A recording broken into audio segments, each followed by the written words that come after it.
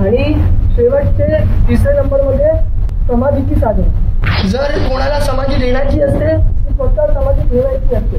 या दोन्ही बाबतच शुद्धसिद्धी मास्टरी होती। एकदा रत्नसुंदर सूर्य महाराज मुमुक्षुपणे साहेब सोबत असताना एका मुनी भगवानची तब्येत खूपच नादुरुस्त झाली। तेव्हा रत्नसुंदर सूर्य महाराजांनी साहेबाला ते महात्माला समाधी देताना बघितलं आणि तेव्हा रत्नसुंदर महाराजांना असं विचार आला की जर अशी समाधी मला भेटणार तर मी आताच मरण्यासाठी तयार आहे।